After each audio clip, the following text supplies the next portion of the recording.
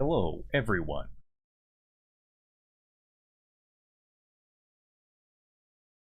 Testing.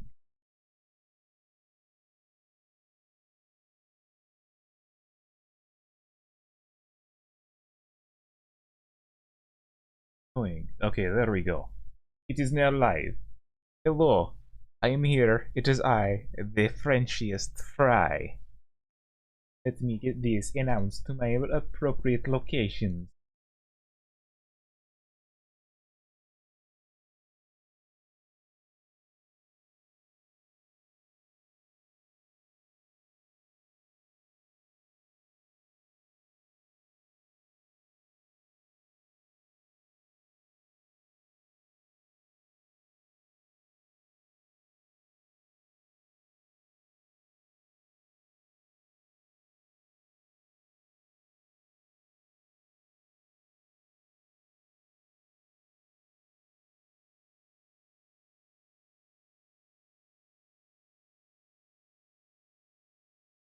So let's posted to the appropriate locations over on my social media, because that is where I posted people into the stream.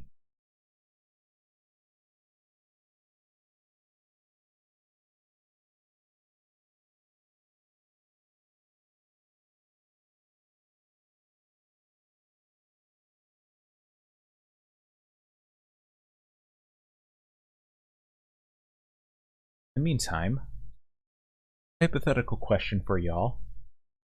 What would you want to see animated?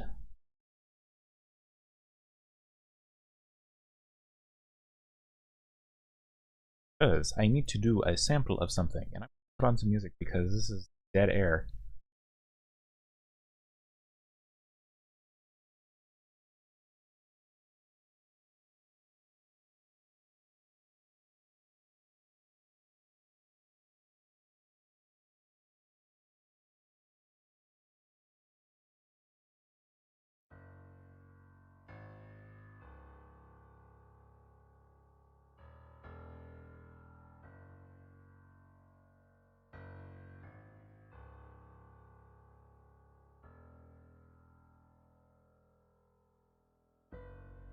Luther.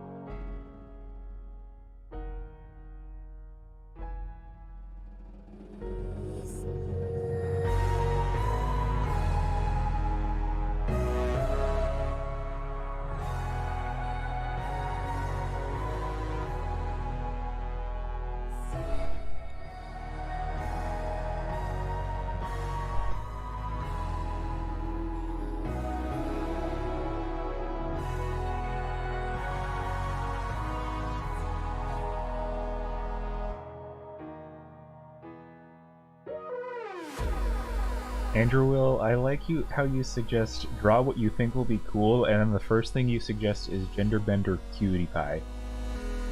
You have a very interesting perspective on what is cool.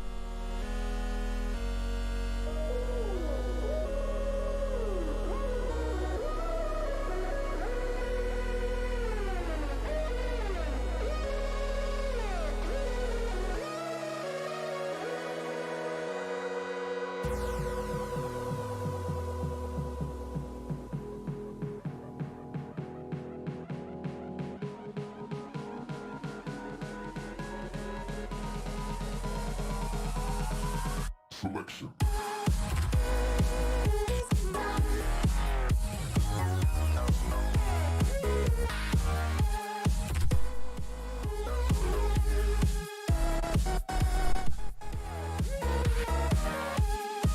Definitely want to do something that is fun, easy to do.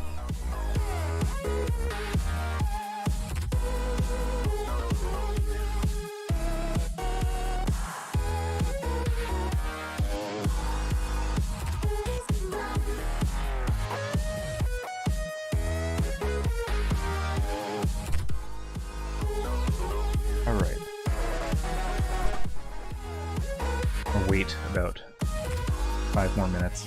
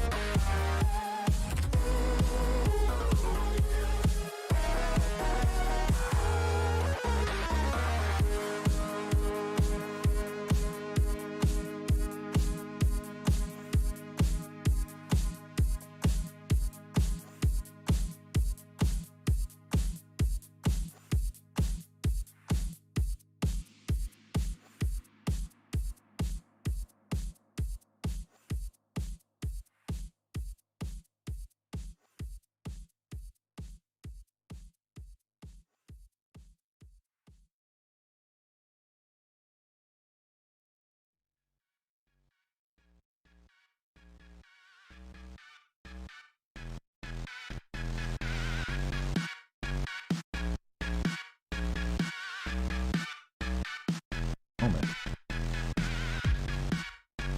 As soon as more people get in here. Tutorial. So I'm gonna start this tutorial in about like 5.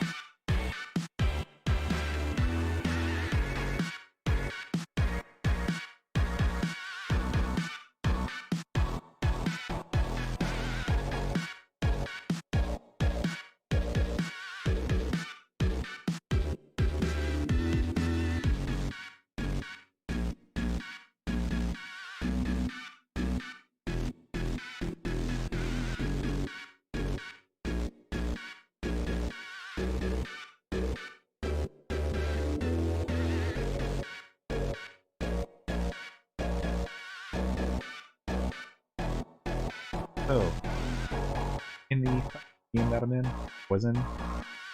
actually wrapped up the ones with Sanes on my favorite character. So, he is actually retiring. GM is now preparing a level 10 to 20 campaign, continuation of it. And so, Sanes is retiring, and Lishna is coming back to the game that the original game was based on. So, I bring Lishna.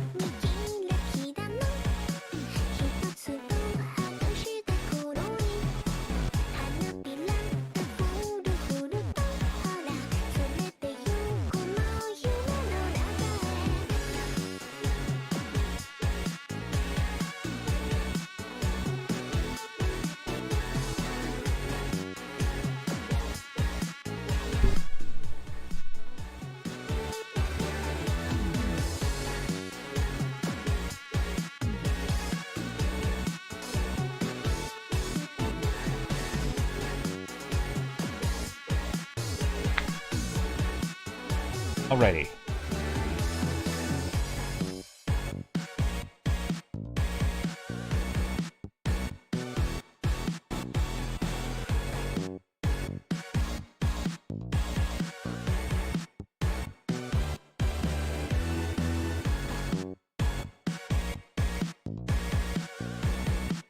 A Dragonborn character was made before Frozen came out.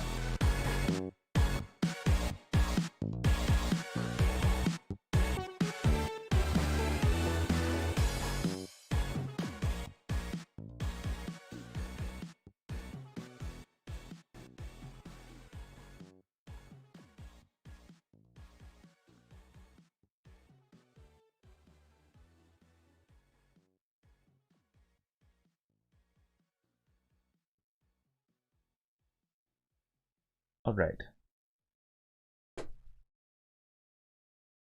Okay. Let me just turn on record. Alright, everyone. So, this is a tutorial for... This is going to be a tutorial on how to animate in CSP. It's actually not that hard to do, but it does require a little bit of setup. So I'm going to just kind of walk through the steps on how to do this. This is totally unscripted, so if there's dead air and stuff, I will edit that out in post. But anyway, I will be reading the chat, so if you guys have questions and stuff as I'm going, and feel free to ask, and I will point things out.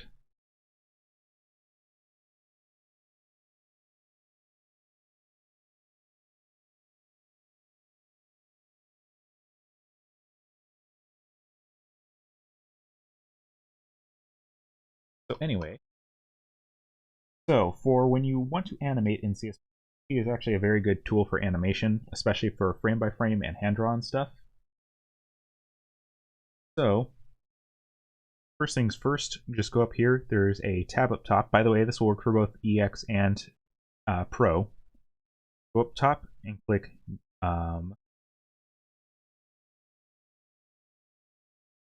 first thing you need to do is you need to actually show the timeline. You can get there by going up here to Window. I have mine at the bottom of the screen and stuff. And what you need to do is you need to make a new timeline, which is an animation folder or a tab, or you can do it from this button down here. So it'll ask you, okay, what do you want the timeline name? What do you want the frame rate? I would recommend either 24 frames per second or 12. Do it anywhere you want. If you know what frame rate you need, just go with what you need. You know yourself better than I do. So I'm going to do a 12 frame per second animation. A few other settings that are most stuff, and we'll create something like this.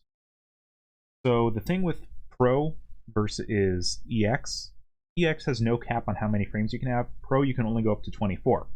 So 12 frames per second is actually really good for this because it allows you to drag this bar over and you can go all the way up to 24 frames, 2 seconds of animation at no cost, or in Pro. For every single layer that exists, you can extend it by dragging these little handles at the very end of it. So basically, like anywhere where you see this bar, this is now going to show up. Scroll through here. However, I can't animate on that. It's going to be just a static thing. So if we want to actually have animation, we need to first click New Animation Folder. And this is where the magic happens. So now we have an animation folder. To start adding in frames here, all you have to do is, now that we have a folder, these buttons will become active, and we can click this new animation cell, and bam, it says 1, and it carries us all the way through here. So I'm going to just draw a little ball, and then say next frame we want the ball to move another place. Click new animation cell. Wow, look at that. There's now a 2 here, and there's a 1 here. If I go here, there's frame 1. If I go here, there's frame 2. Okay. And this.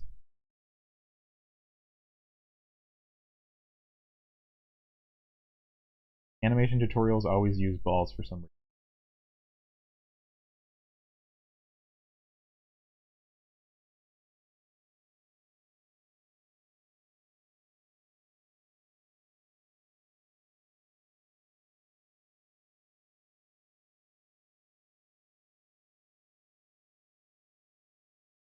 So, I've made a bunch of frames, and the cool thing about the animation layers is that if I click these frames here up in the layer view, like it'll actually just jump to that frame. So it's fairly easy to edit. Play this. Goes through the full 2 seconds of animation. But you can see there's that weird swishy ball that I made. Now the thing is that if you try to make another layer in here, inside the folder itself, it will actually add it as a sublayer and it won't automatically make it visible. If we want to change which layer is visible, we can click the link, specify link button.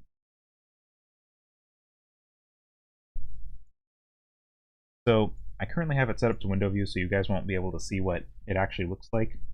But it basically just brings up a list that's like select layer 1, 2, 3, 4. There's also 1A there, which is the new layer I made. So I'm going to select that.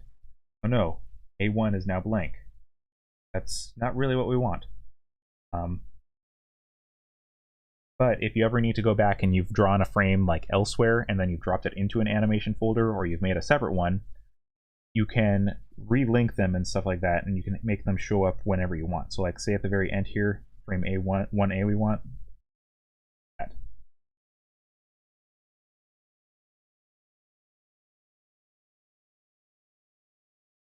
Very happy.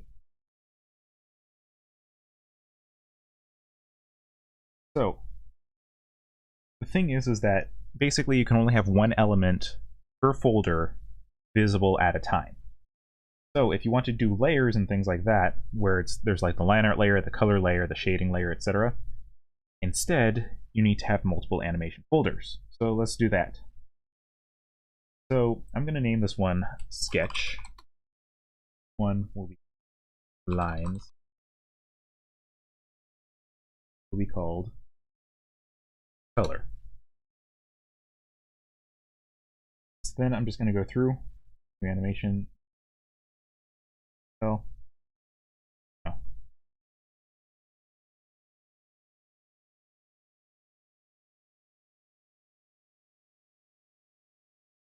So one other thing that's neat, press this multiple times, it'll automatically go to the next available frame. Very useful. You have multiple frames already drawn. I'm going to go ahead and in drawings for each. But wait, realize something. I like to use vector layers. Fortunately, clicking the new cell button automatically creates a raster layer. Instead, what I'm going to do is I'm going to go here and click vector layer, and automatically it labels that 1. Okay, so that's good. Go over here and I'm going to specify to link that. Maybe I can make it so it just displays my bottom screen entirely, so that way you guys can actually see on down there.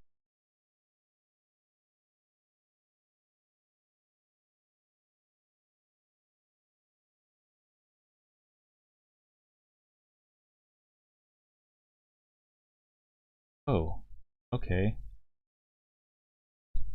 It looks like that's not visible. Let's see this.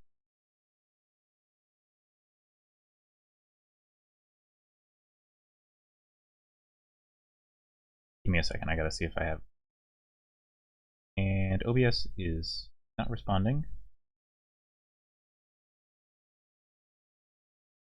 So give me a minute.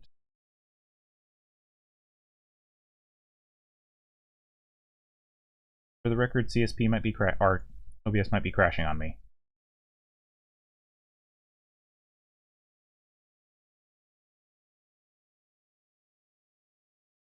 Oh, never mind, it's back.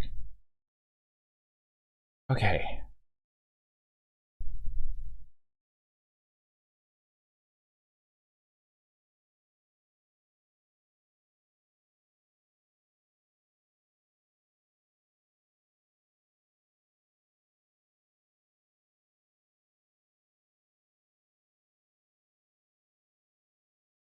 Oh, I bet I know why it's not showing up.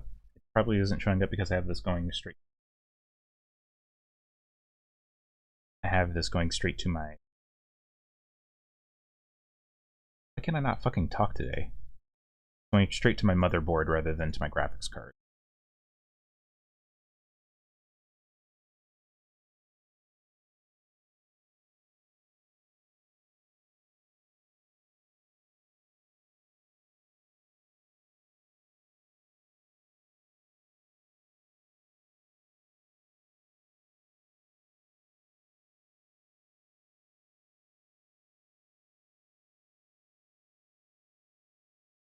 Oh. So I'm not able to show the extra dialog boxes that come. Anyway, made a vector layer up here. It automatically labels 1. Now whenever I click this button for new animation cells, and I gotta stop clicking that one, it automatically creates a new one. By the way, one other hot tip, you can use the comma and the period buttons. You might actually have to re-keybind them, I don't know. But you can use those to quickly scroll through and scrub through the frames. Scrub is the technical term for bumping from one frame to the next. So anyway, I'm going to go through and I'm just going to make more animation cells in total. And likewise, going to just cells for the color layers, because those are always going to be raster. Can't fills in. So we have all these layers now. Make this one a little bit more transparent. Go here, grab my line art brush, black, and then I'm just going to draw the line art for this. I'm not going to make it super accurate. Bear with me a little bit. Demonstration.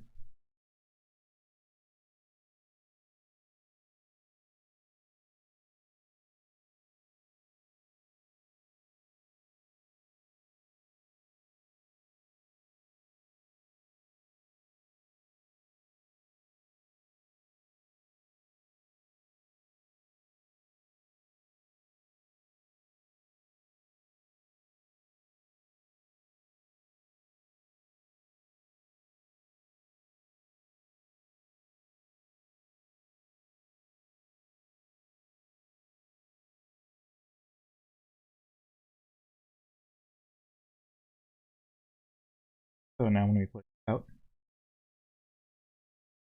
line art, here's where things get really cool. So if you know me, I like to use reference layers. So my common strategy is to put the line art on a vector layer and then make it a reference layer. However, if I want to do that for this individual one, let's select everything and make, or just make the entire folder.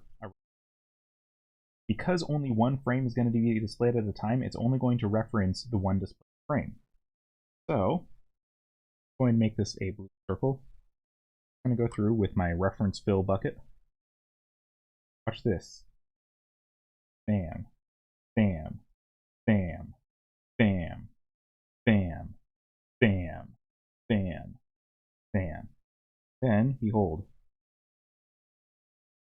it's all colored. Easy. So the general idea for animating in CSP is for every element that moves on its own, it needs to have its own folder. At the same time, also every component of a drawing needs to have its own folder as well. So if you want to do something like shading on a drawing with line art, you need to have a layer for the base, a layer for the shadows if you're not doing them on the base color, and you also need to have a layer for the line art. You might also need to have a, well, not layer, right? You need to have a folder for that. So you need a folder for the base, a folder for the shading if you do it on a separate layer normally, and a folder for the line art. Every single time you want to add in another layer to a normal drawing, in animation it requires its own folder. And these folders are basically categories of layers. This is kind of the opposite of how it would be in Photoshop, where you could basically group every single frame by a single folder. You can animate that way in CSP, but it's a lot fucking slower.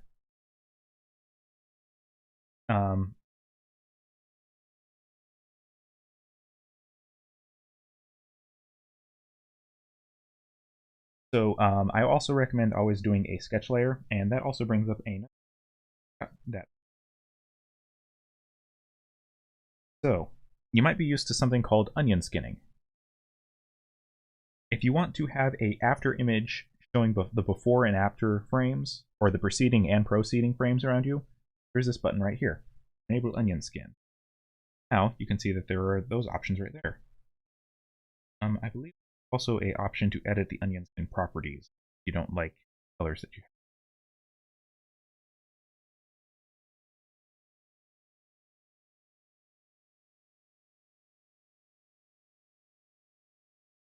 Here we go. In show animation cells, there is onion skin settings, so I'm going to change this to red for stop or back, and green for go. One mnemonic. Some people, they like to use blue and yellow, others blue and purple. I kind of switch it up depending on the scene. If you have color blindness and stuff, you're going to want to make sure that you change those. If you have red-green color blindness and things like that. In fact, considering that that is a possibility,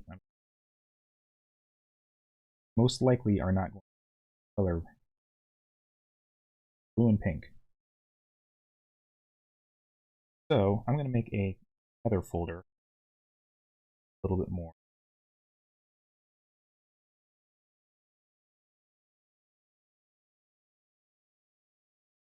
Now the onion skin will only show up on the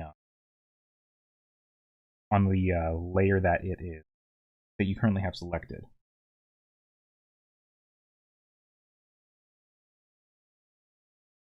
Ooh.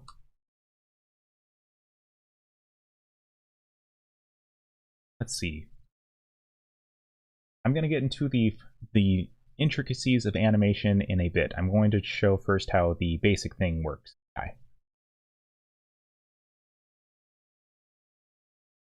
So is my mic breaking up? I'm going to have to use the noise gate. I hate the noise gate. I really wish that it was dynamic.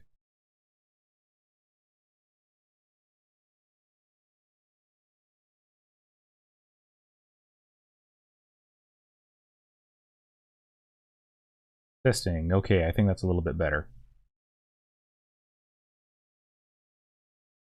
I really wish that I just had a mic that could like go around to my face, or that I could get a better desk that I could actually put a microphone clamp on it.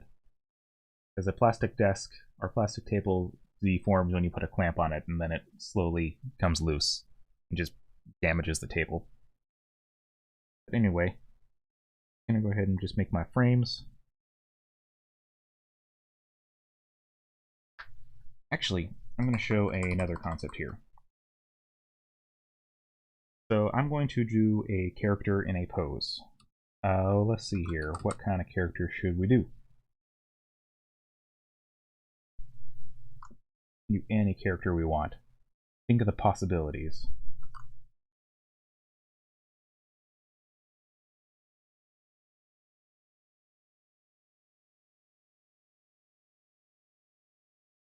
Thing with animating, especially when you're doing frame by frame, simpler character designs are good. Don't overdo it. There's like I've seen a lot of people and stuff who they like render out really detailed character designs and stuff where they have like intricate patterns going all over them. They have gradients and everything.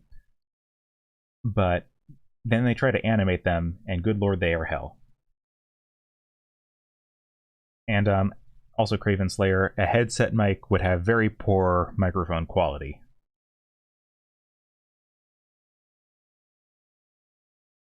I'm going to just do a basic character for now. So here's pose 1. I'm going to go here. Or actually, I'm going to go to 4.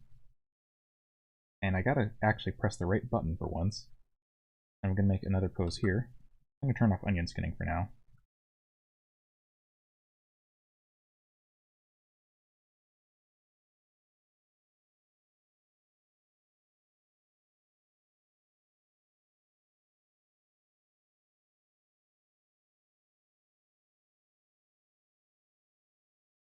Maybe I should keep onion skinning on actually, so I make sure that the character doesn't increase in size. I kind of have a bad habit of doing that sometimes. Size can be very hard to keep consistent. One important thing when posing characters, by the way, try to make sure that you keep their feet planted and lined up.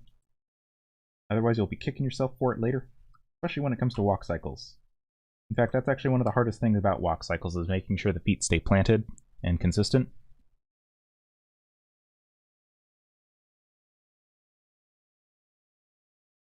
You know, I actually don't have any background noise going on, so I'm just going to turn off the noise gate for now. No, I need to have the noise gate on, because there is a little bit of background noise going on.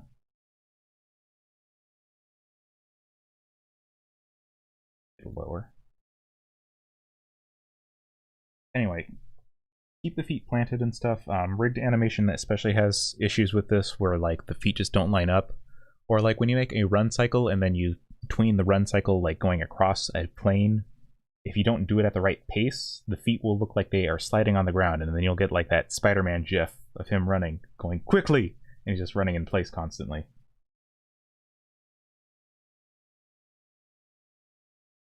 It's cringe, bro. 4, 5.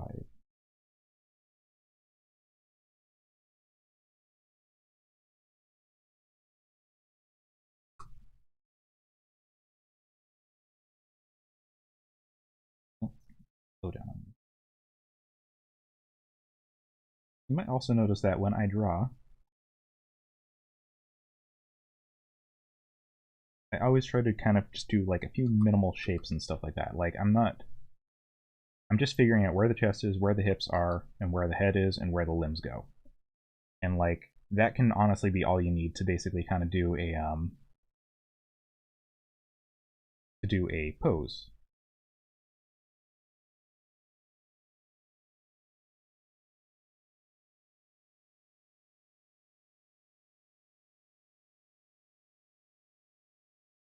Alright, so these all loop around, and then what I'm going to do here is I'm going to link frame 1, and you will see why I do this in a bit. So, I've made my keys. These are basically what you would consider to be keyframes, and these are the important ones, and this is why the whole naming system in CSP is actually kind of useful. Because basically the major numbers are going to be my main frames. Oh right, that's why I have a noise gate, because I have fucking air conditioning.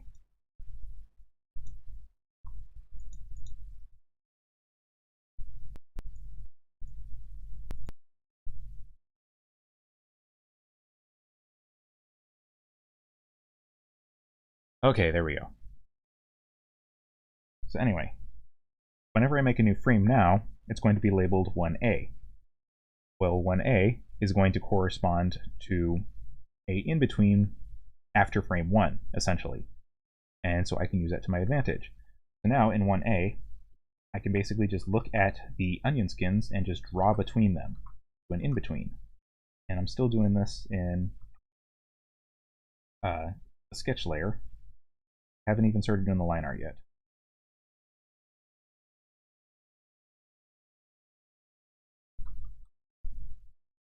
Let's see.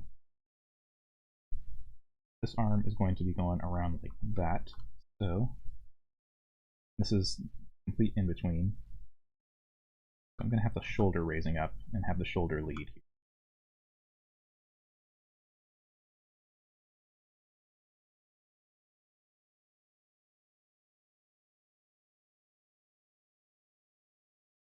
I have to do the same thing here.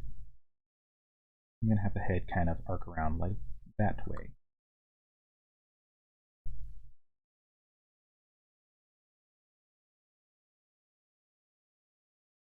And swing down.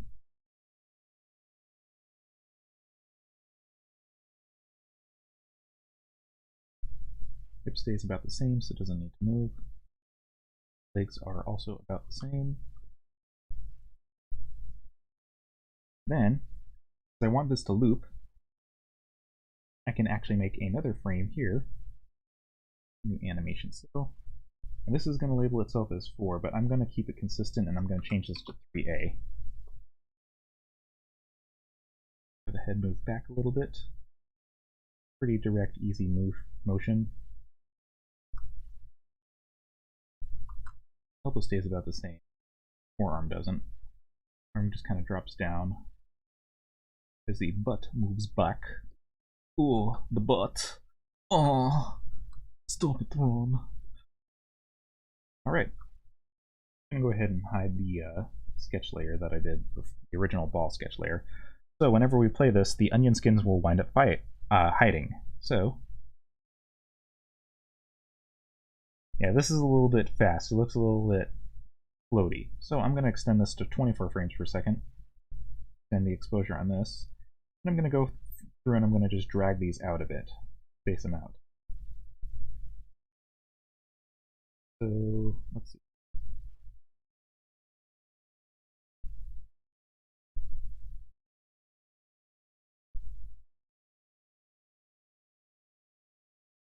These are all...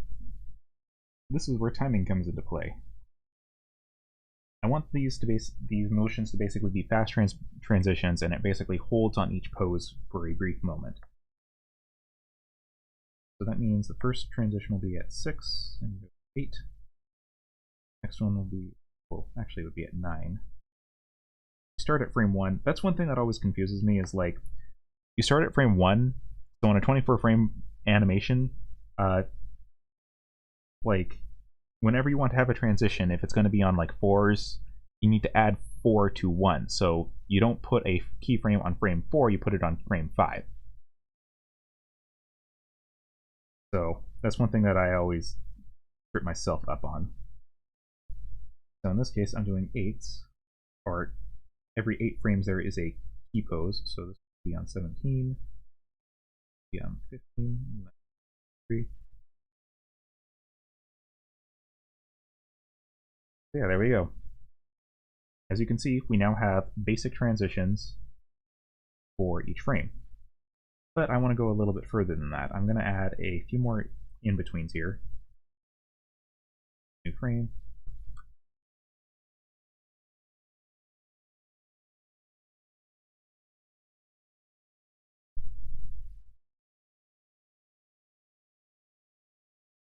Still moving up.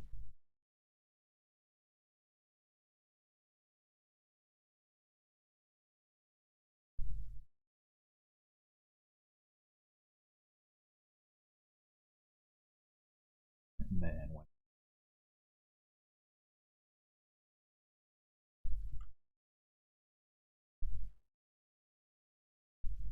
Some other hot tips as well.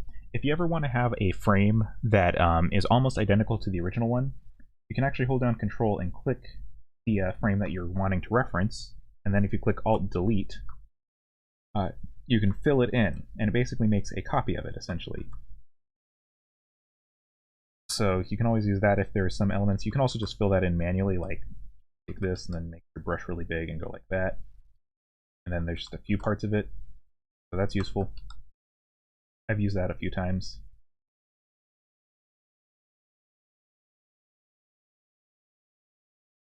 I'm going to use that here.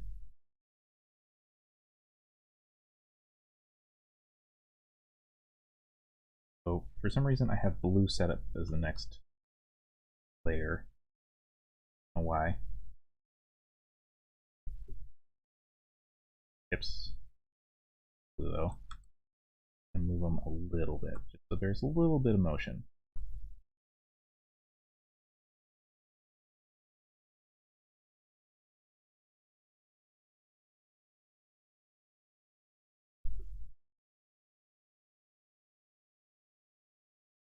Again here.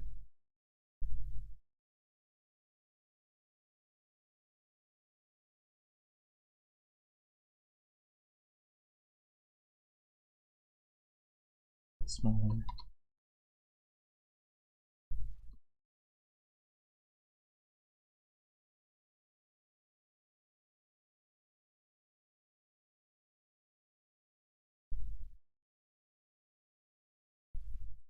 Alright, so now let's look at this.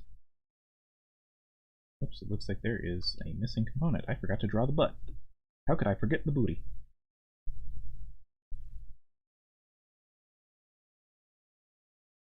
Yeah, it looks a little inconsistent because it is a sketch layer. That will be fixed. So one other thing that I'm going to do, I'm going to add one more frame. Move these back a little. I'm going to do it right here. So I've got this frame here.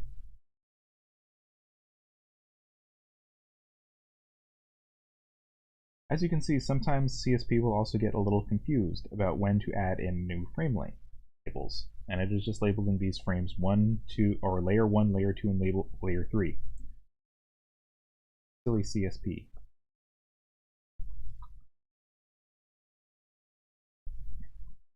So I'm going to just make these basically duplicates.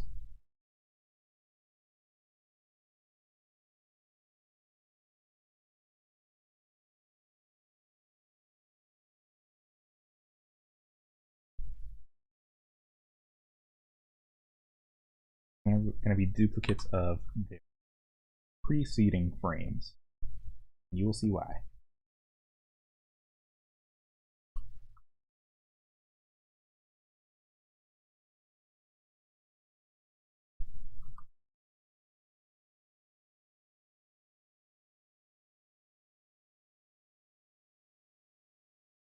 Then I'm going to add just a tiny little bit of motion here.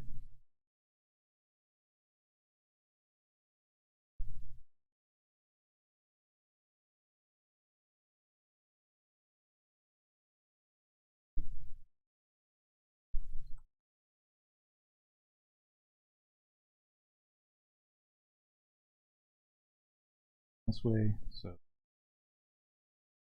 back up.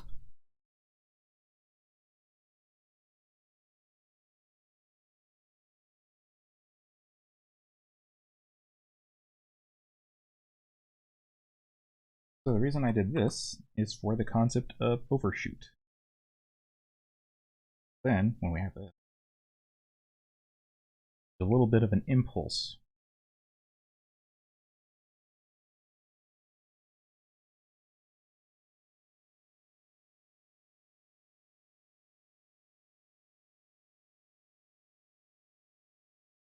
yeah, as we can now see, this actually looks like a character is transitioning between poses. And behold, you have seen me make literally just a sketch for an animation. I haven't even started on the line art yet. So for all y'all who are like, hey, where's the next Hero the Dance 3? It's been a few months. Stop. Don't do that. I haven't even decided if I'm going to make it yet. Stop asking. But animation takes a very long time, as you can see. But with this, you can get started a little bit faster.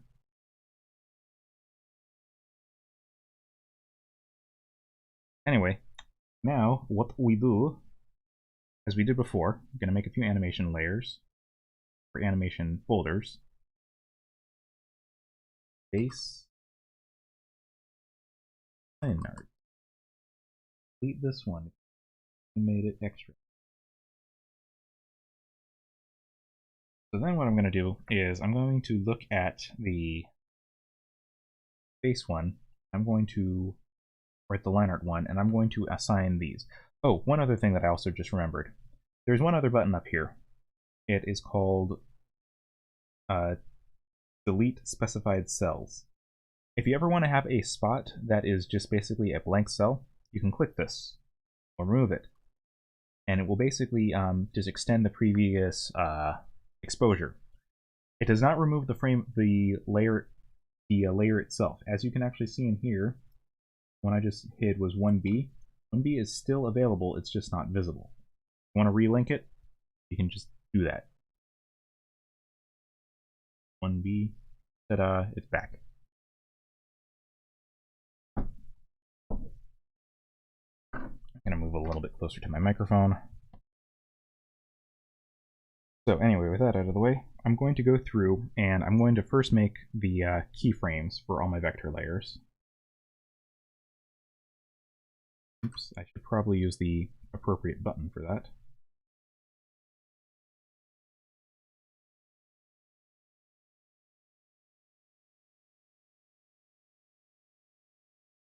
And the link. I don't really need to link one because it's kind of redundant. But oh yeah, also this is a 24 frame animation, so this is something you could make in Clip Studio Paint Pro. You do not need EX for this. Anyway, I'm going to make this less transparent so I can see through it. I'm going to turn off onion skinning because I don't really need it right now.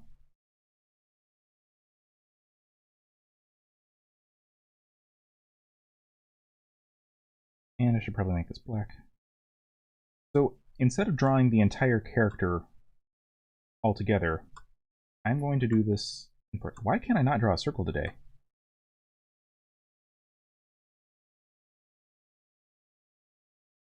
People will be like, hey, when's the next animation?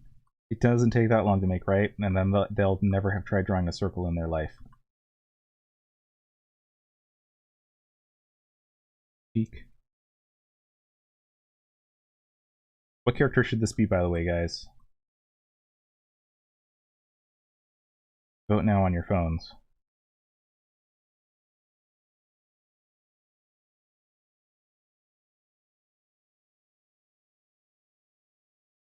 Depending on who you are, by the way, you may find it easier to use vector tools. They have like the continuous curve and the Bezier curve tools, which can be really useful for making precise, even shapes. And like there's very few nodes on this compared to this. Like, don't sleep on Bezier tools and vector tools and stuff like that, because they're pretty great.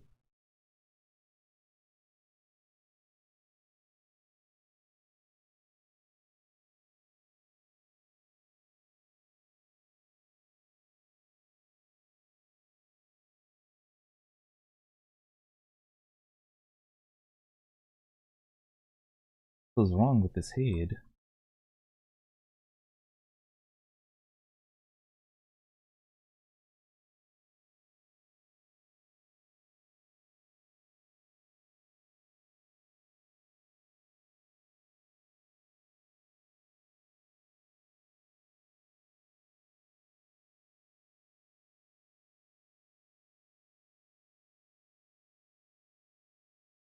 If it is. Definitely has the proportions for it.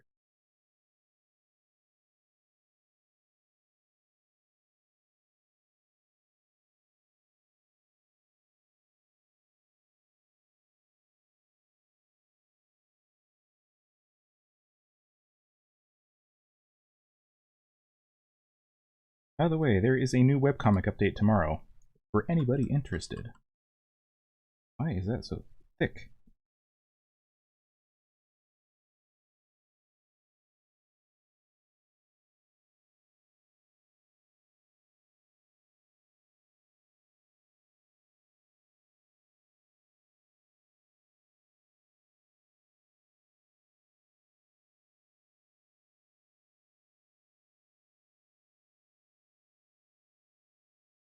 For this one, I'm gonna just copy head from here.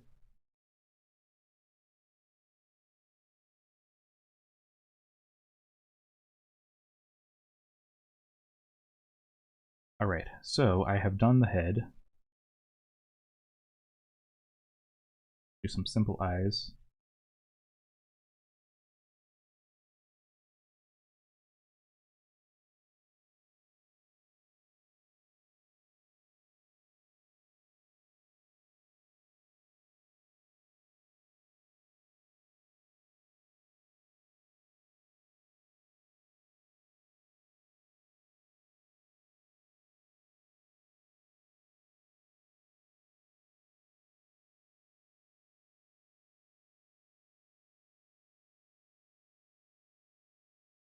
You guys know that I already drew legs here. I can't do a snake.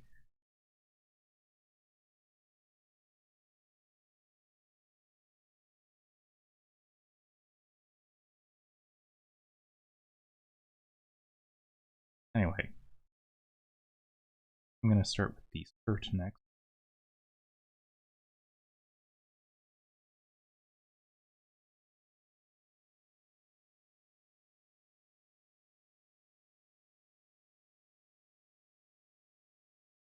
Skirts are very hard to animate, by the way. Just a hot tip from a hot dad. I'm your dad now.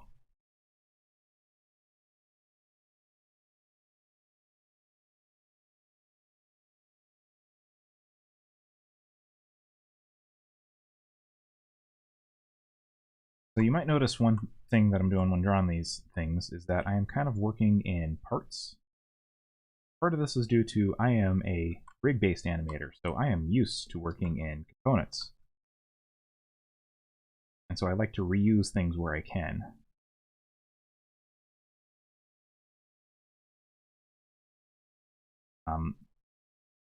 However, it is also useful in stuff like if you have a lot of moving parts that all move independently of one another. These are all moving in the same timing and the same frames. But if you have different timings and stuff, or if you have parts that stay static, you might want to make another set of frame layers and stuff. So you might have like a ton of these animation folders. So always try to work smarter, not harder. Organization is imperative to animating.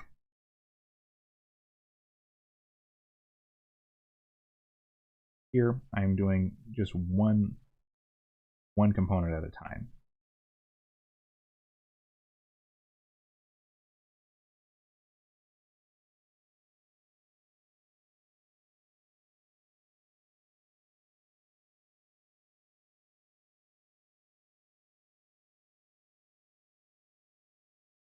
One thing that I do like about CSP, by the way, it shows the onion skin based on the next exposure, not based on the immediate frames.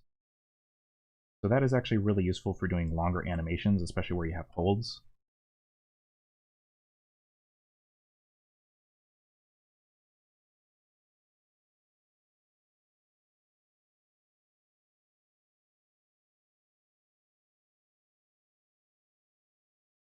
Hush.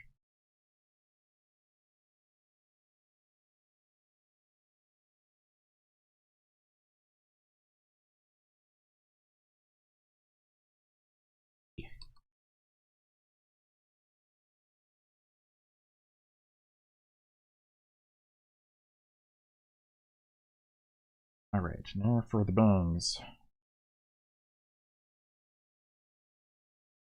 think Pivot's bangs are probably the most defining aspect of her character's design.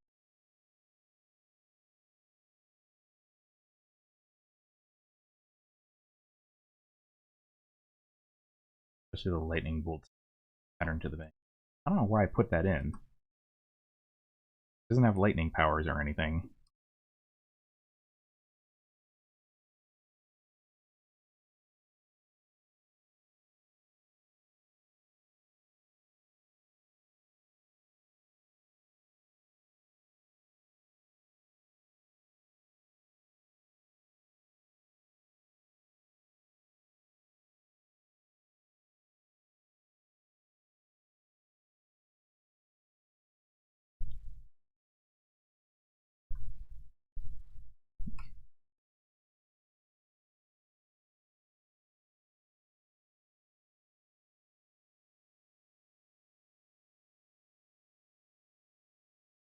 those don't.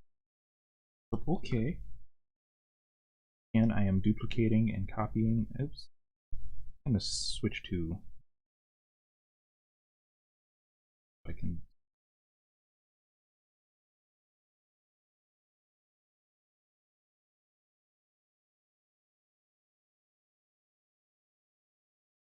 Vector eraser tools, by the way, they are super sexy.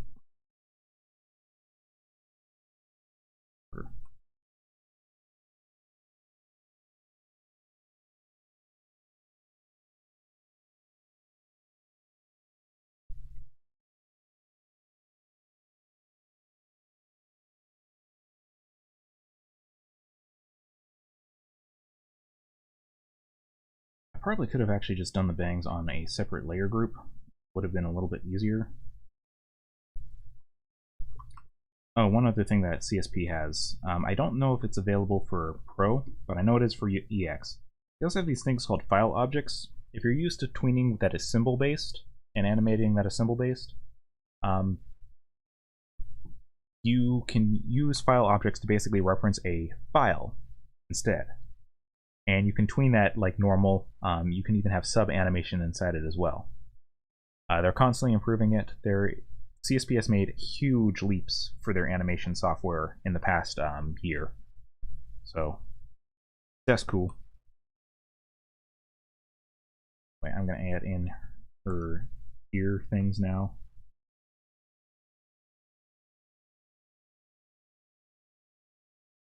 Again, simplify designs where you can. Eat my words.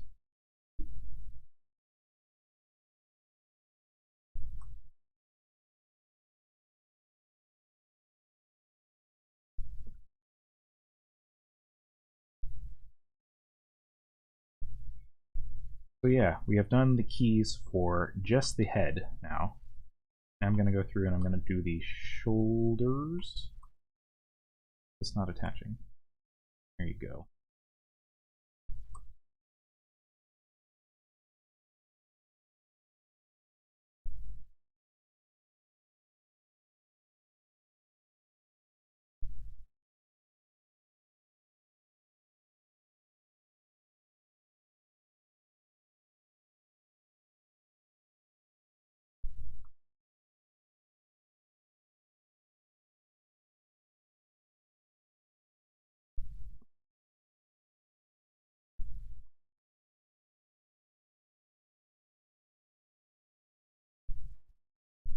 Just now. Delicious flat chest.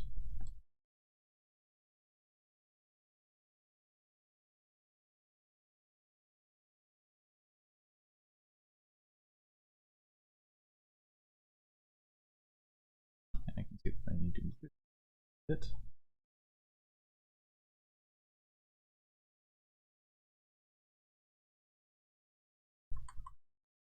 No, I don't need to move that over. I need to emphasize he is leaning back a bit more instead.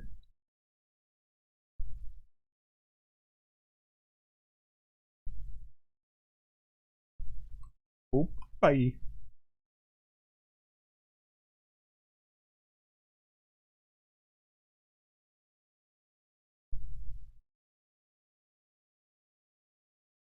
So I just deleted that.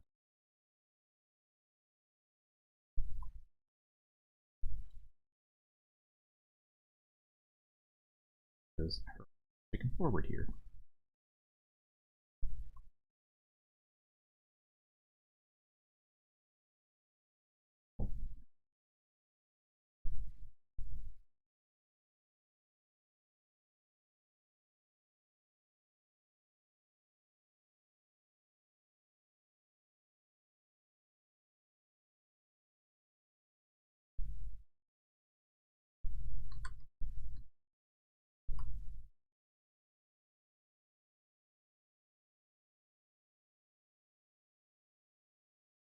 Yeah, vector layers, they make doing line art way easier in my opinion.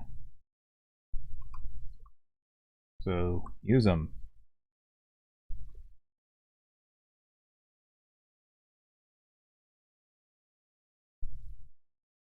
And do the color next.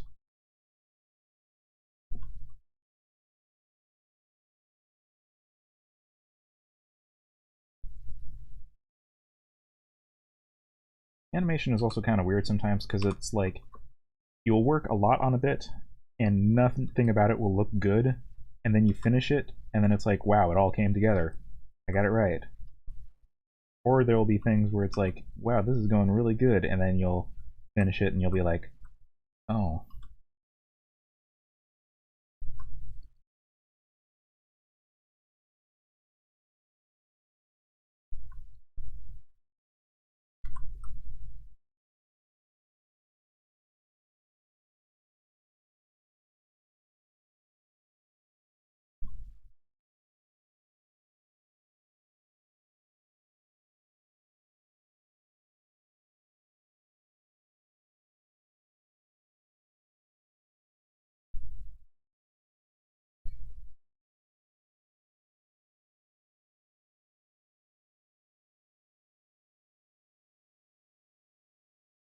Just for the record, by the way, I don't speak Russian, so if you're asking me a question in Russian, I cannot read it. I do not see it.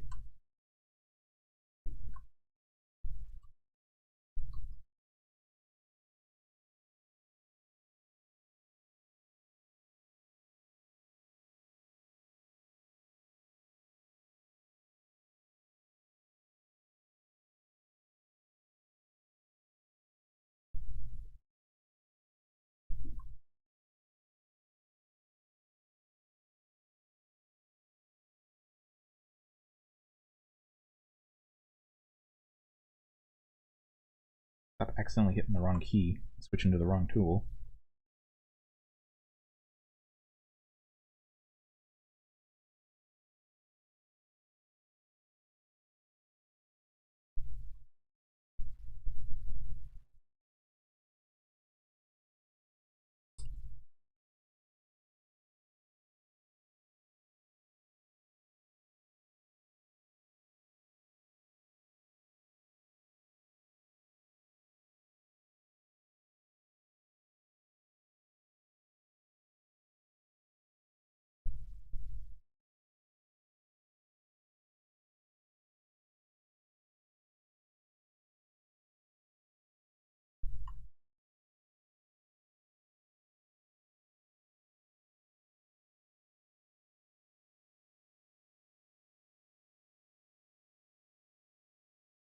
I'm going to move this head over a little bit.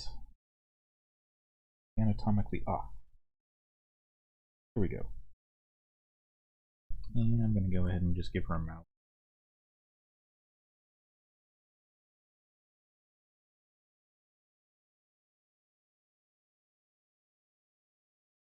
So, let me play what we got. When we play what we got, we see that her head is kind of fallen off of her shoulder.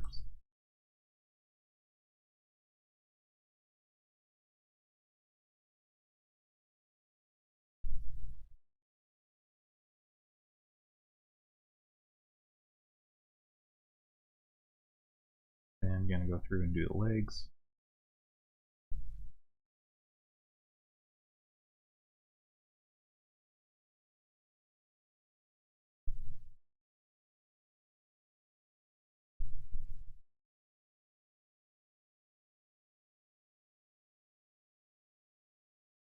I'm not going to bother detailing out the joints in the leg until later.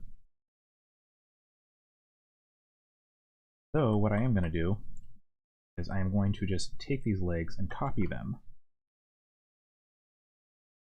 because she mostly should keep her feet planted, right? So if I just shift these around,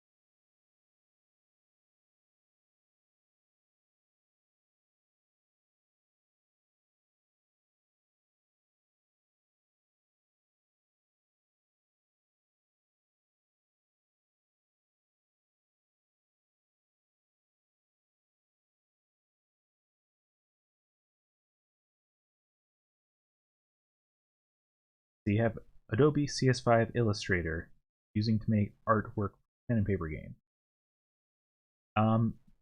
That's going to depend totally upon what you want your art to be like.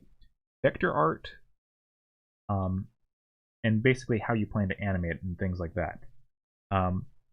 Vector art is really, it's useful for things that you need to have repeating, scale up really big. And also, I'm just noticing that down here, big. But vector art's really good for things that you need to have repeatable, scale up at variable sizes, and things like that.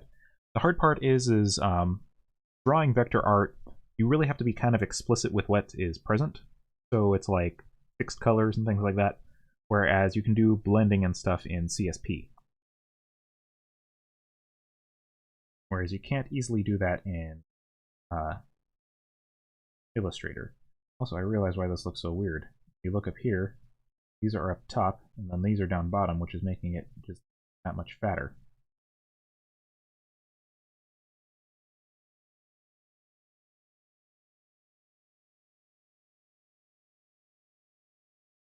Volume can be very difficult to get right.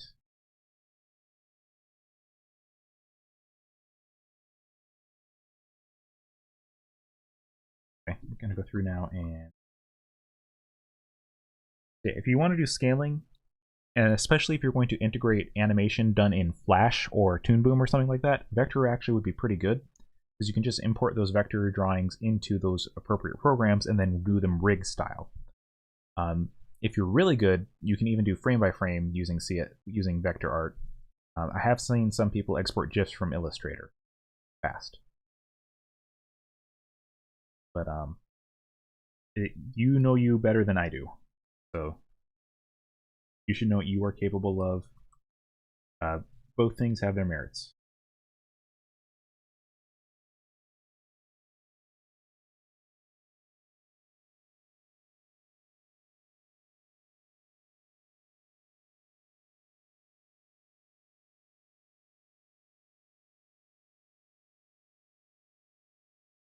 Okay, now I'm going to go through and I'm going to arms the magical kitsune.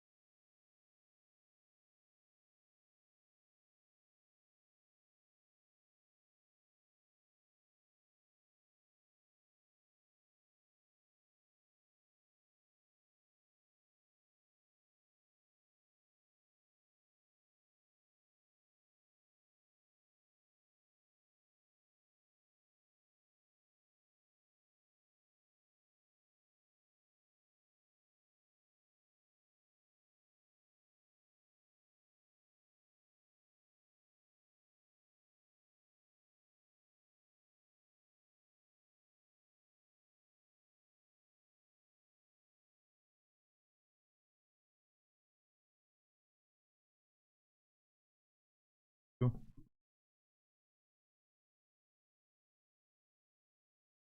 So as mentioned, you can have as many animation layers as you want, or animation folders.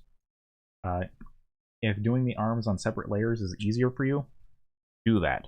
A lot of times, I've seen people, I don't really do hand drawn all that much, but sometimes when I have, and I've also seen other people do this, is they will make separate folders for almost every single body part. Like you'll have one for the torso and the main body, you'll have one for the arms and the hands, and you'll have one for the head.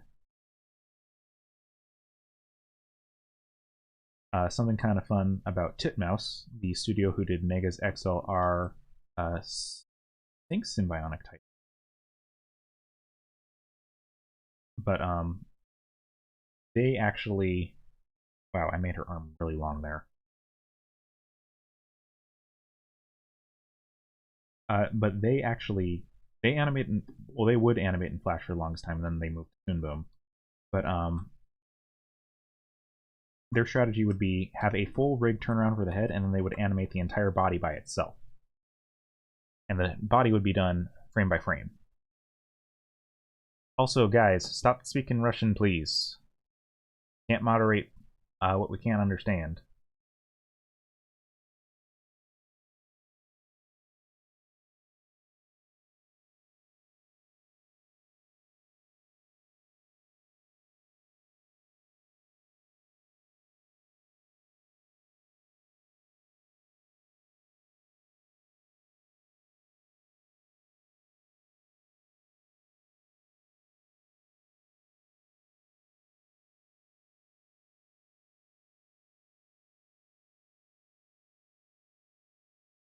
Anyway, I will have a tutorial on this going up sometime next week, along with a bunch of new merch.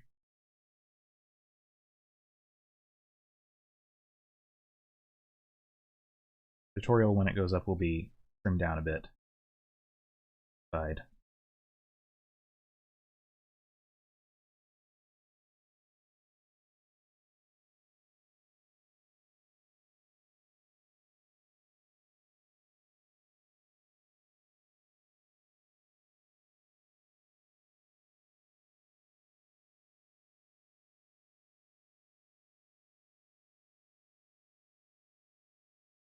We mean the pivot dance animation.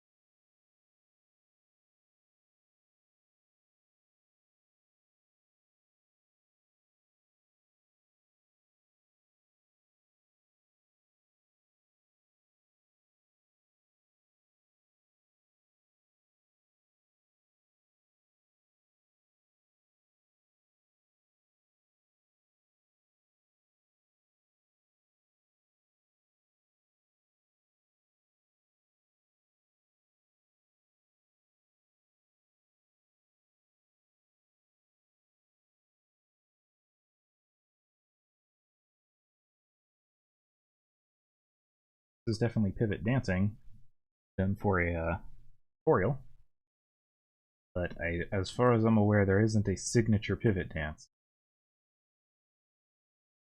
Then multiple dances featuring her.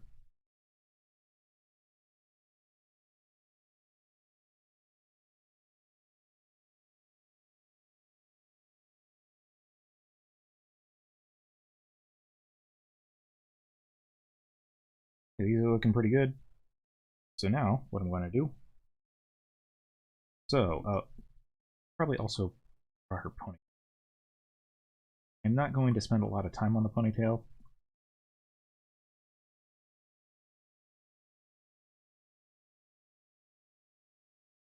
So it's mostly going to just be static and just kind of.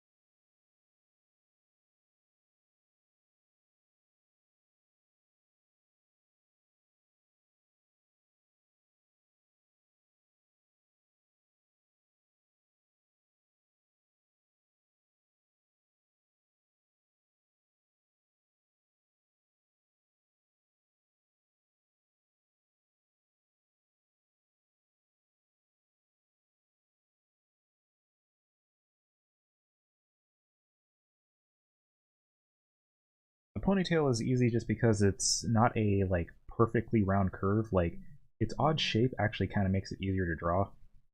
Like it's a lot easier in my opinion to draw an S than it is to draw a circle. So the ponytail is just doing a few S's. And they don't have to be perfect. Whereas if you want to draw a circle, probably do need to be a little bit more accurate with that. Anyway, next up I'm going to do the in-betweens. Whee! So, frame 1, first what I'm going to do is I'm going to take everything here, I'm going to copy it, and I'm going to put it in here. Then I'm going to start moving things around. In my opinion, this will be easier.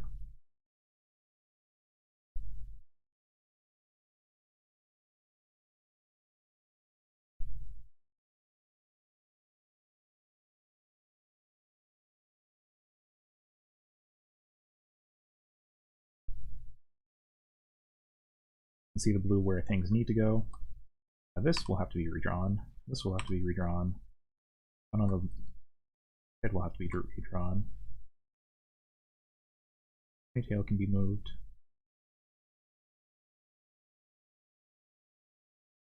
This should be redrawn. Actually, a lot of the head should just be.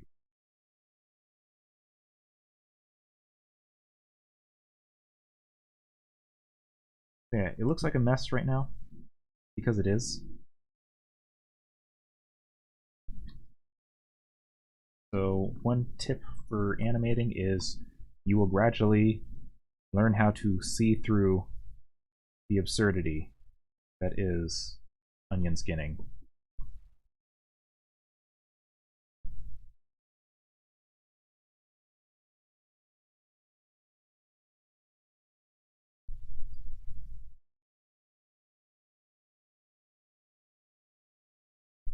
Up a little.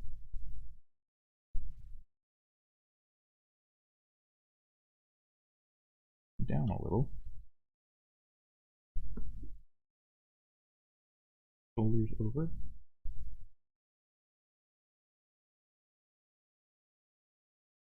And for the arm, I'm going to take everything and just translate it up. Let's get rid of the fingers though.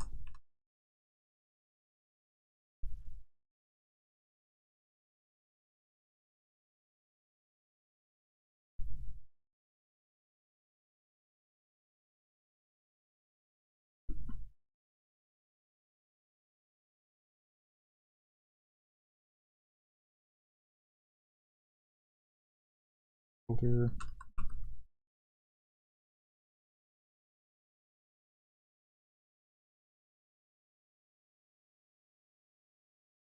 Draw that.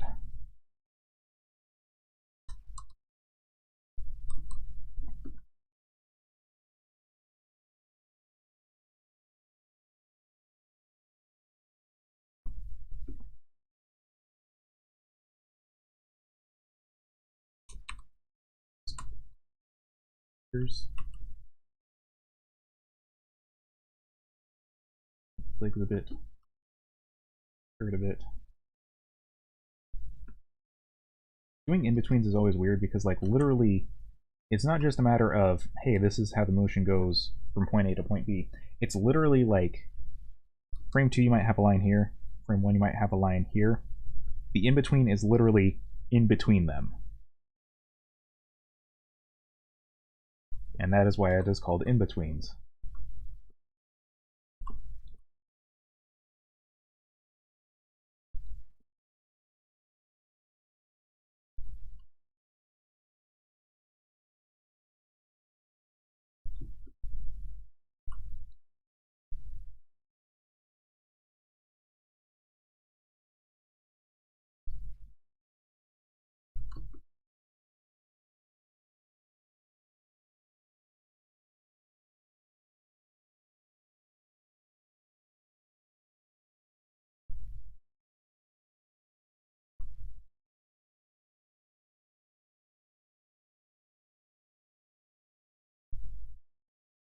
Into position.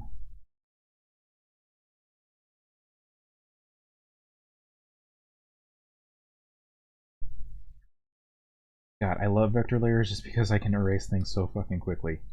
Like, good lord, I cannot explain how much time it saves me to just being able to go like, oop, okay, the line's gone now. Vector layers are good. so I really gotta stop cursing. I'm gonna get demonetized.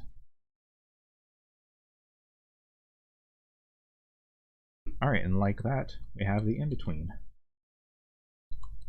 Now let's do the next one. Still, do the same thing here.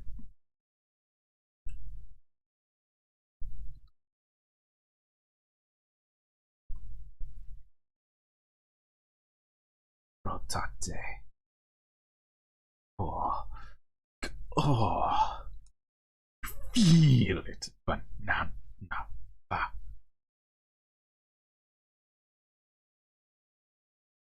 Reached maximum velocity.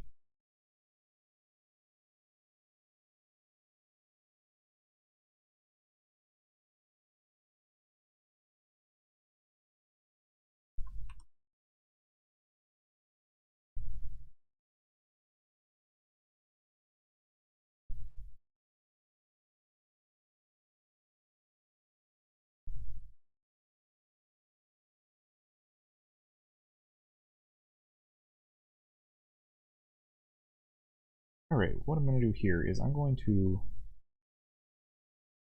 This head is a little bit different.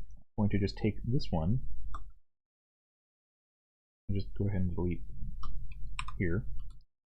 And paste this one. I'll just move this one back a bit.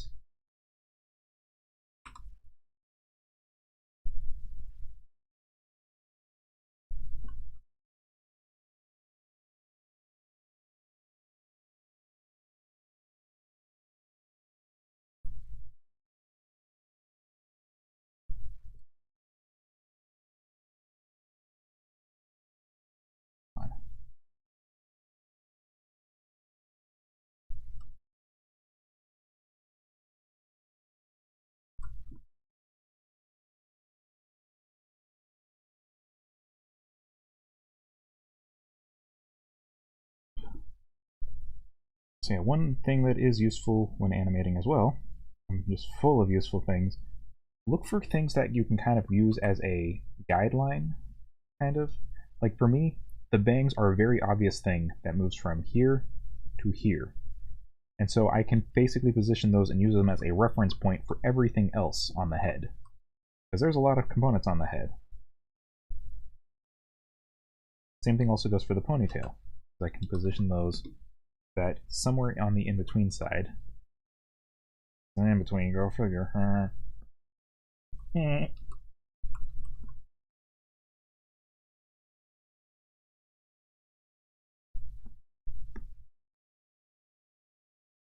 Just delete that.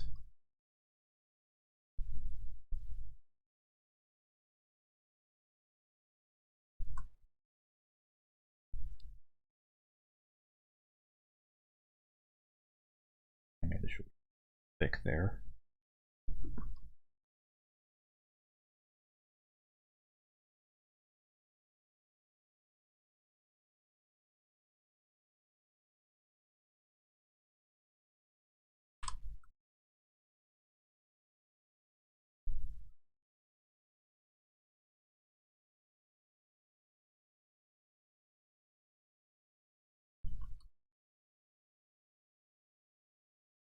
This arm, I'm going to give it a bit of a swoosh. Oops. I want it to kind of feel like it's coming down.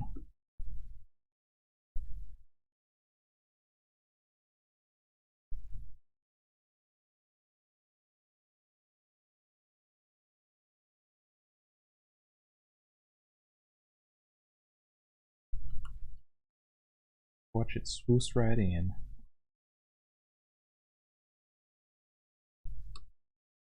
I'm going to go back here for this arm so that way it's consistently sized. Say as I accidentally rescale it.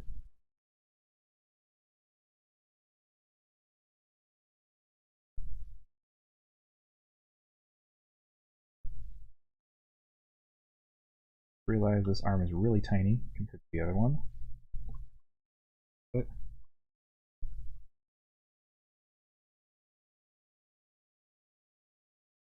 And let's move the head just down a touch.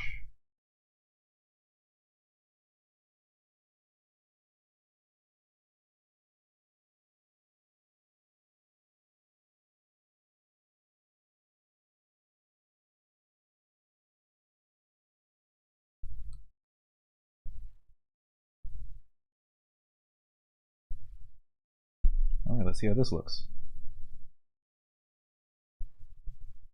Doesn't look too bad. There is a gap. I just found a gap. It's right here. Go ahead and patch that. Gotta do one more.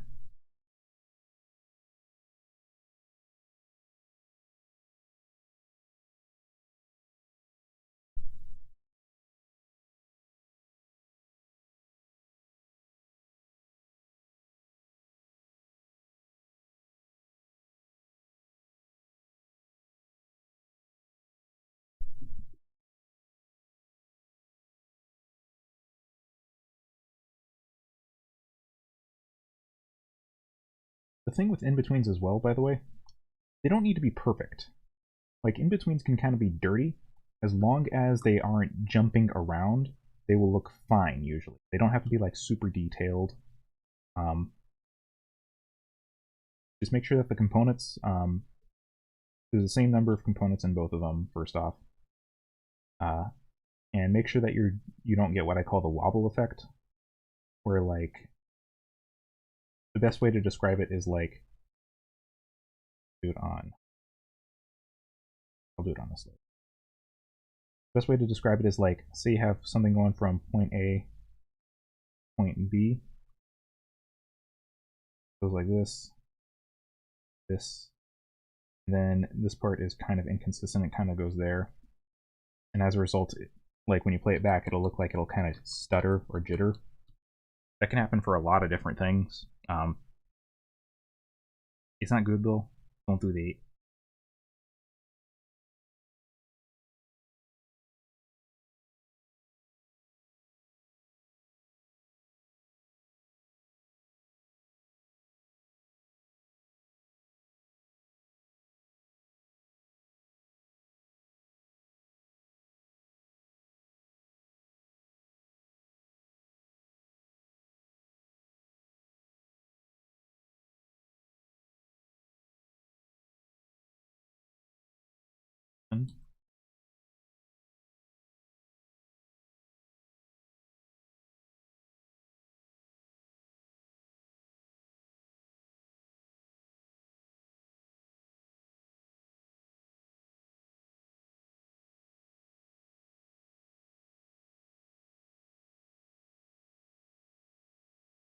that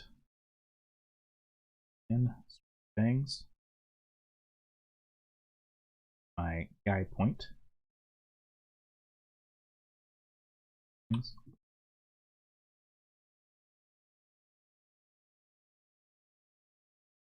Ponytail definitely needs to be adjusted.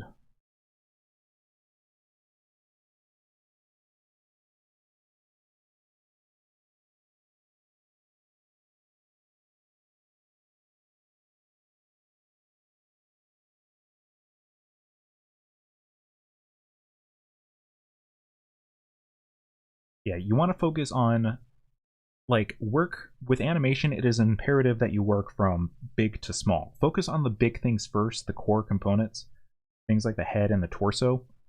Get the basic animation done, and don't worry about the details until the very end. And also, again, like, if you're having a lot of motion with the arms that is unique, do the arms on a separate layer. You'll thank yourself for it. You can even combine it later, but still do it on a separate layer for the first run. Keep in mind that you can also use reference layer. You can set multiple layers to reference layers.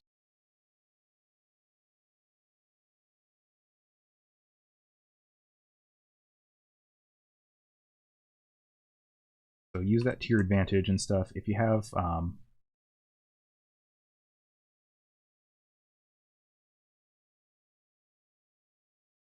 if you're using, like, multiple different layer groups for, like, the line art for the hands and things, or for the arms and stuff, take advantage of that.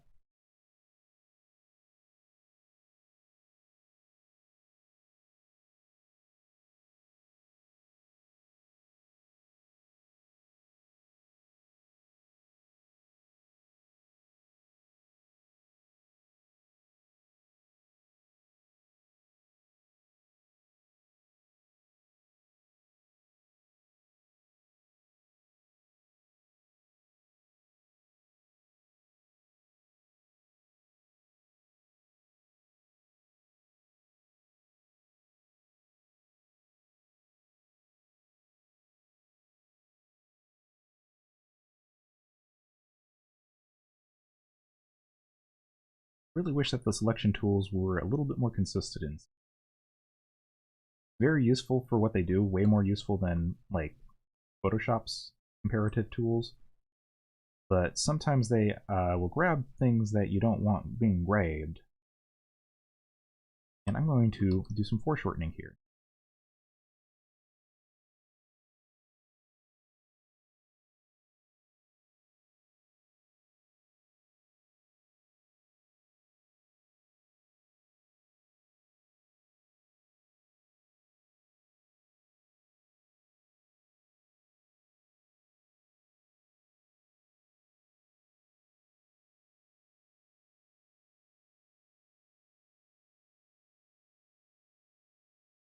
And this neck that is not lined up with neck, so I'm going to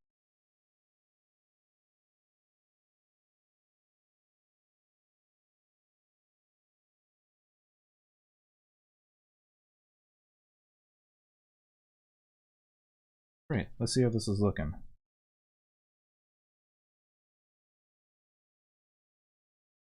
Doesn't look too bad. There's a gap. This layer again. Wow, this frame doesn't like me. And this one in the head is also off.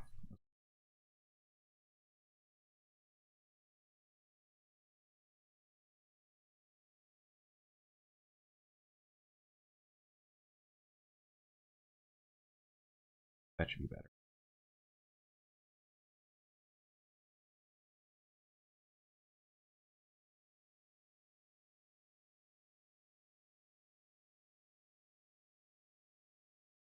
Looking good. And then we would go through and we would do the other keys and stuff like that. What I'm going to do instead is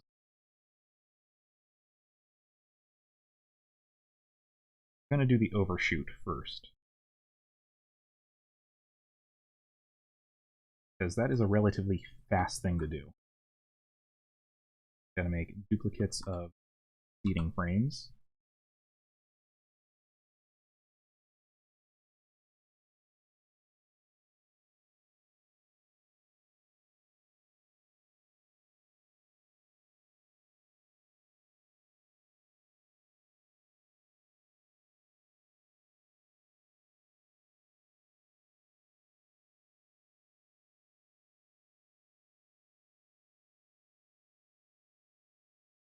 Small movements.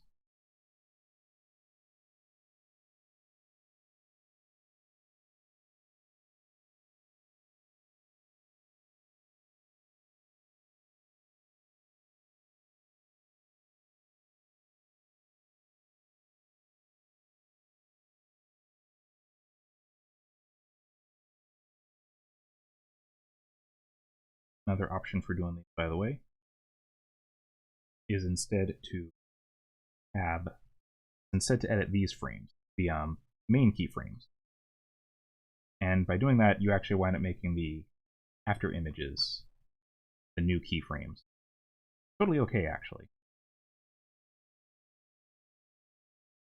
You're not beholden to keeping frames as keyframes. You can change them if you'd like. You have the power.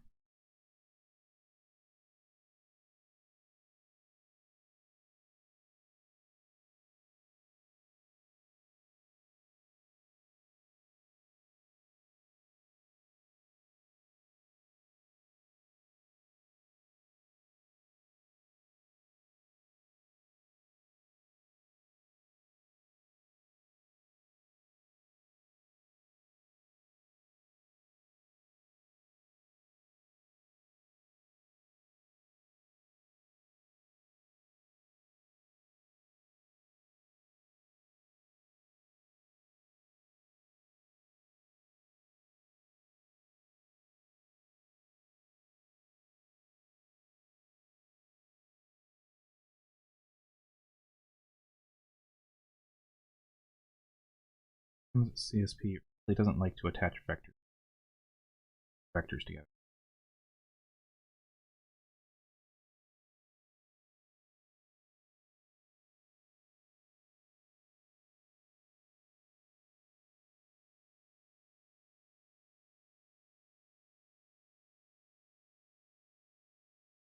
Okay, see how much more life that adds just by doing that small little bump for each key?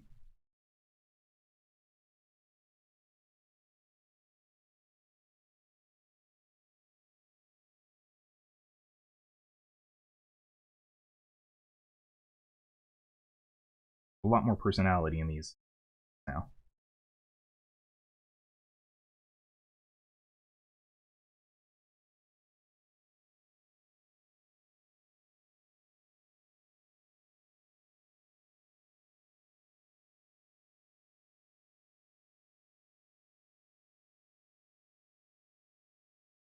And I still haven't done the other keyframes, which I are other in-betweens, which I don't think I'm going to do that now because I don't think they're really that necessary. I could do them, but every single keyframe or every single in-between that you do just is that much more work. I'm just going to move these over a bit. Make them faster. Alright, so line art is now done. So, as before, and click the right frame button. Again, I'm going to keep it synced up just with the keyframes. And the other ones don't really matter. There, there, there, there, and one. So, we have made this the reference layer, as you can see by the lighthouse icon up here. Through. And I'm just going to do base fills for now. Go through, just select everything and fill it.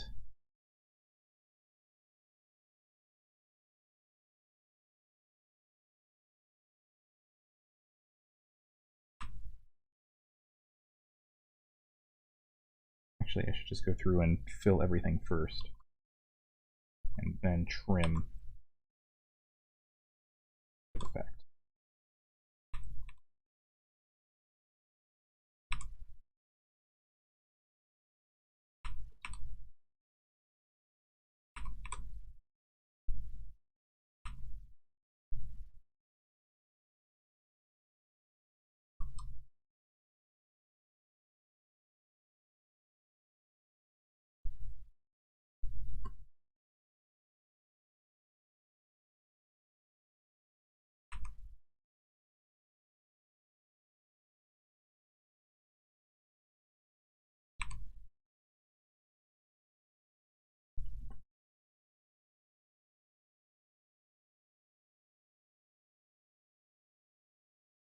So I'm going to go ahead and turn off onion skimming. Turn out these little chunks. So chunks, huh? Yeah.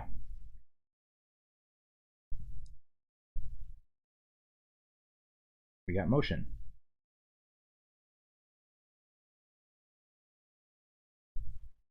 Then what I can do is I can go through, select everything. I'm going to lock the transparency, just so that way I don't wind up editing that further, and then I can just go through and just color everything. And again, you want to do it part by part, so I'm going to start just with the yellows in her hair, instead of trying to do full colors every single time.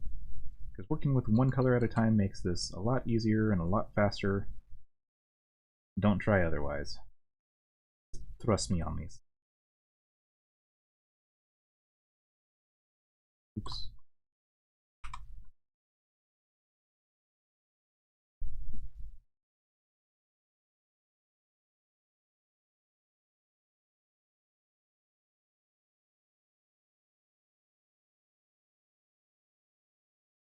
Right, and then next pond.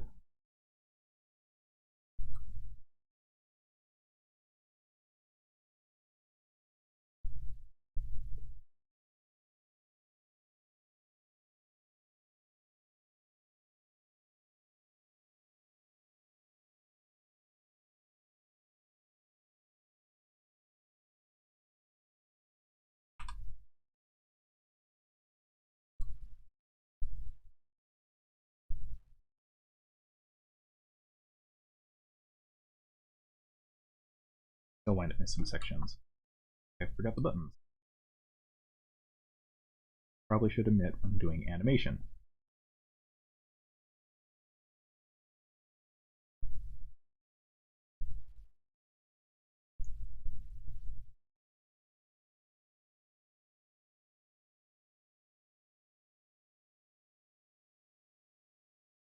Still wind up missing this spot. Cool.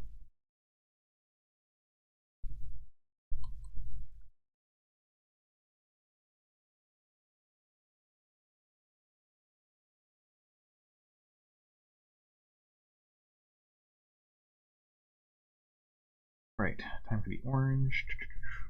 A lot of orange.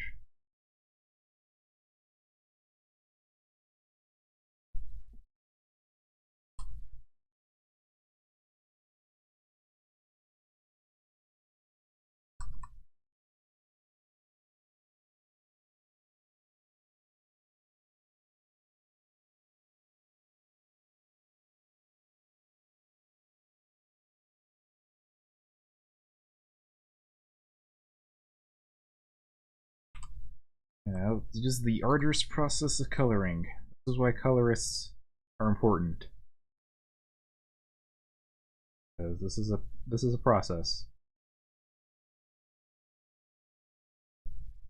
And also it's why your line quality is very important as well, especially when you're working in a group, because if you have gaps and stuff like right here, if these were two different colors and stuff, this could cause problems unless I have appropriate software that can detect these kind of things. See, like right here, want to fill in this? Oh, I can't. I have to go in and I have to adjust the feet. And now I'm probably going to have to do this for every single layer. Yep. And that is adding just a lot more time to this process. So it's very important that your lines are good and efficient in, if you're using vector layers.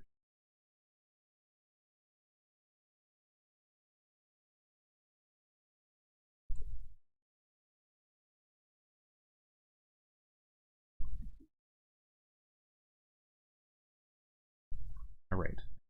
And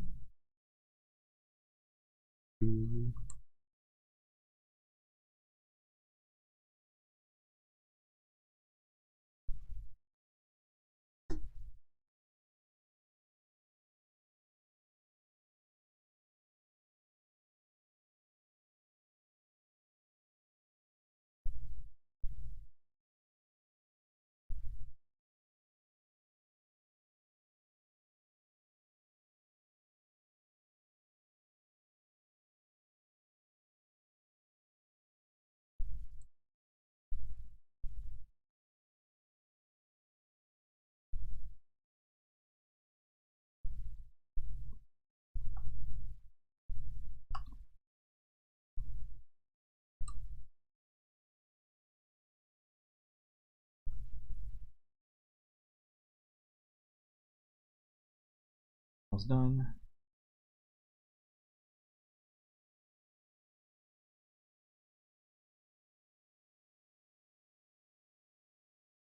Okay, it looks like there was a bit of a miscalculation that I can't work with.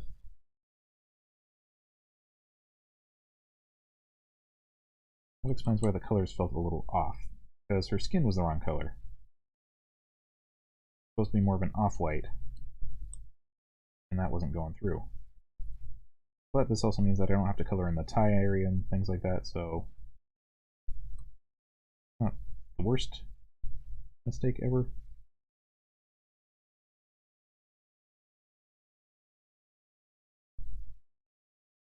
I'm gonna just do this one body part at a time. That way.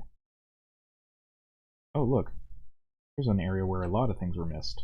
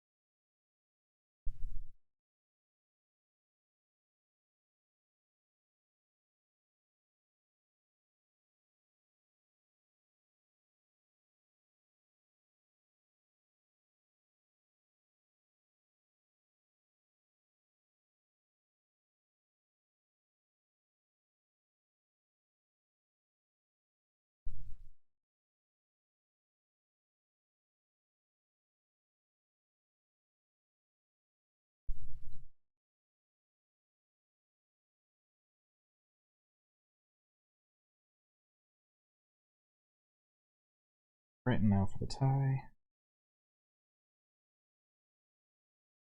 There seems to be a little bit of a piece on the tie that's bugging me.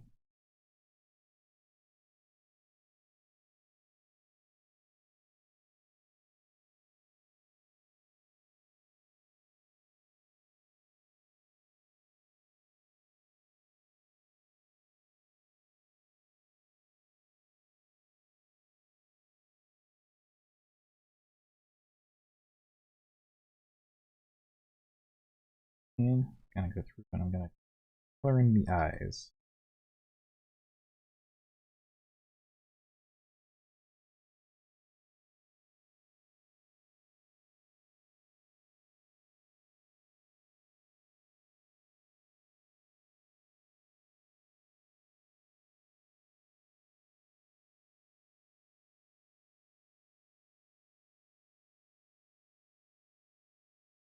Almost done.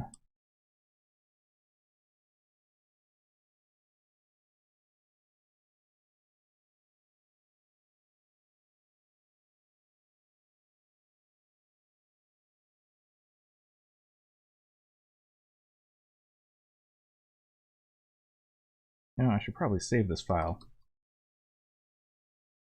I haven't saved it yet. It's still labeled as the comic file. Also, I just realized I forgot to give her eyebrows.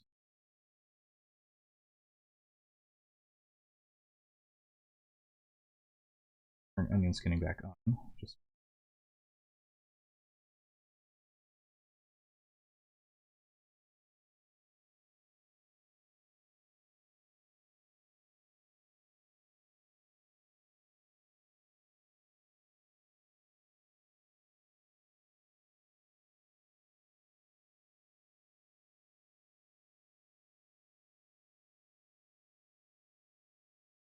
alright, so let's see the full thing.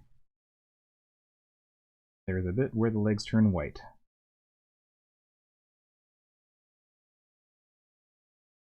Save this.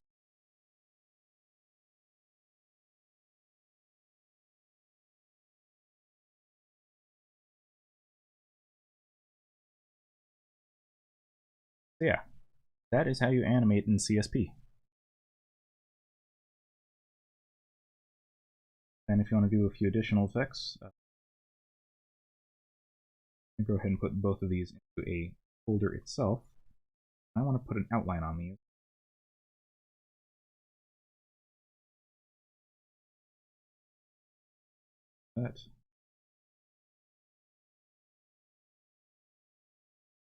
That adds a little bit more pop and variety to it without me actually having to draw anything. Also, I'm kind of feeling like pseudo smearing. And delete that. Onion skin is weird because it will actually like onion skin. Like if you're applying a stroke on a parent group, it will actually apply that to the onion skin, which is weird.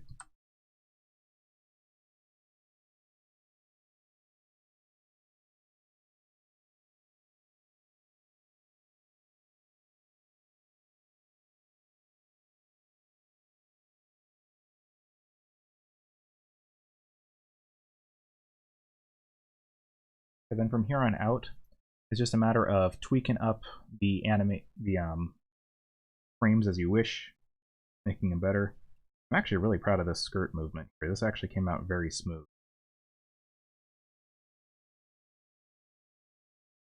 Smoother than this arm. You can see like this just jumps here to here.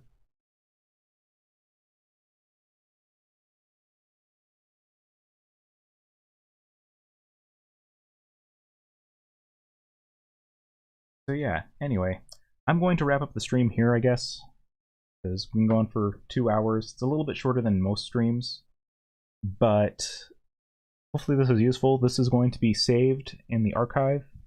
I will have a direct link to it in the community tab, and I will cut this down and render it to a tutorial by itself that will remove a lot of the dead air and will speed up through a lot of the parts. Because CSP is a good animation tool, and it's really powerful. This hopefully should show some of the basics as well as a few simple animating techniques to make your life a little bit easier and make your animations a little bit better. Noticing things. One tip I've seen before is always wait 24 hours before posting art publicly, because you will notice so many errors that time. Usually. Anyway, so yeah, try out animating in CSP. The best way to learn how to animate is to just start doing it. And, like, it's not something that, I guess the best way to kind of put it, it's not something that requires you to, like, get specialized training to start. The training is going to help you get better at it, but I'm 100% self-taught. The tutorial that finally kind of opened me and just kind of had me like euphoric, or what's the word? A eureka moment was actually Chris O'Neill's tutorial. He has a tutorial on how to animate in Flash, and once I saw that, it was like, oh my god, wait, I can see how this would work. But just keep at it. Eventually, some parts of it will start to click. A lot of them are going to be program limitations. I figure learning how to get past the program limitations first will allow you to focus a lot more on how to improve the animation itself. Like, programs can present a barrier in of themselves. CSP compared to like Toon Boom and Flash, those are more symbol oriented and they're more like position oriented and things like that. Whereas CSP is a lot more like traditional animation with a timing chart and things like that. So it's important to learn like specifically what those means, because this is not the only way to animate. Like, timing charts are one thing. There are also again, there's also things like CGI. There is rigged based animation. There's tweened based animation, which if you know how to use tweens really well, you can make them look indistinguishable from hand drawn. They're a lot more accessible and a lot faster to use because you can just reuse parts. That's why I like using them. But they do require a little bit more finesse to make them look more realistic. Anyway, so something that a lot of people already know is you can always ask me questions about animation, ask them in the community tab or in my animation tutorials and things like that. I will happily answer them to the best of my ability. Love talking about animation, love people learning about it. But otherwise, I'm going to get going. So thank you all for watching, and I will hopefully have this video ready to go next week. Goodbye.